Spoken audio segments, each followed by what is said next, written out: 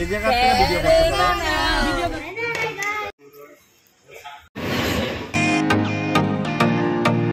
Hi everyone, কেমন আছো তোমরা সবাই? আশা করছি তোমরা সবাই খুব ভালো আছো। আমার চ্যানেলে আরও একটি নতুন ভিডিওতে তোমাদের অনেক অনেক ওয়েলকাম। রিসেপশনের পরের দিন আমরা সবাই মিলে দাদাকে ধরেছিলাম যে আমাদেরকে কিন্তু ট্রিট দিতে হবে। তাই জন্য দাদা আমাদের সবাইকে ভাই বোনদেরকে নিয়ে গিয়েছিল একটা সুন্দর রেস্টুরেন্টে। তো সেখানে গিয়ে আমরা কি কি করেছি তার জন্য কিন্তু পুরো ভিডিওটা দেখতে হবে। হাই করো, এই এই হাই, এই হাই করো। আর কি আছে দেখি, হাই করো, হাই। কি হয়েছে জিজু? এদিকে তাকাও। ও জিজু হাই করো, আগে চ। এখানে যাতে দেখতে পাচ্ছ সবাই কিন্তু আমরা কাজিনস, আর একজন জিজুও আছে। Photoshoot photoshoot.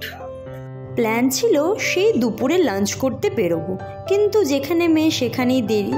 তো আমরা রেডি হয়ে দুপুরবেলার বেরোতে পারিনি, তাই আমরা বেরিয়েছিলাম সেই 9টার দিকে রাতের ডিনার করব বলে। ফার্স্টে স্টার্টার নিয়েছিলাম চিকেন ড্রামস্টিক, তারপর নিয়েছিলাম চাইনিজ চাউমিন।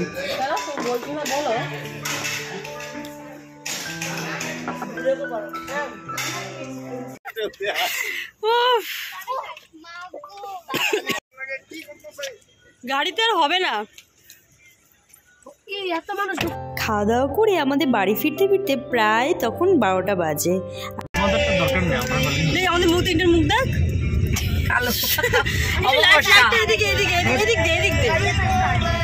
আমরা ভাই বোনেরা সবাই সেম এজ, খালি একজনকে বাদ দিয়ে, তাই আমাদের মধ্যে ইয়ার্কি ফাজলামিগুলো খুব বেশি হয়।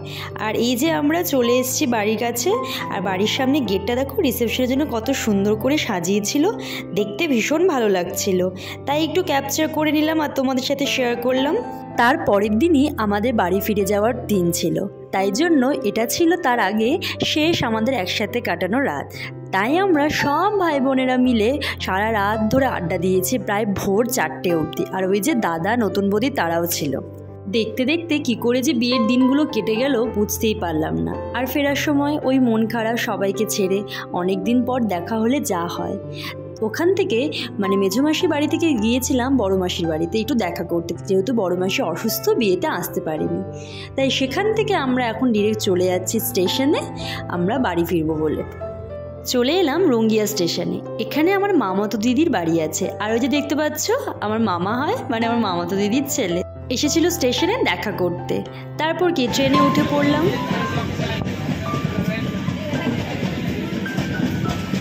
সব আনন্দ মজা শেষ করে আবার চলে যেতে হবে পুরনো সেই লাইফস্টাইলে। কয়েকটা দিন হই হুল্লোড় করে খুব ভালো কেটেছে।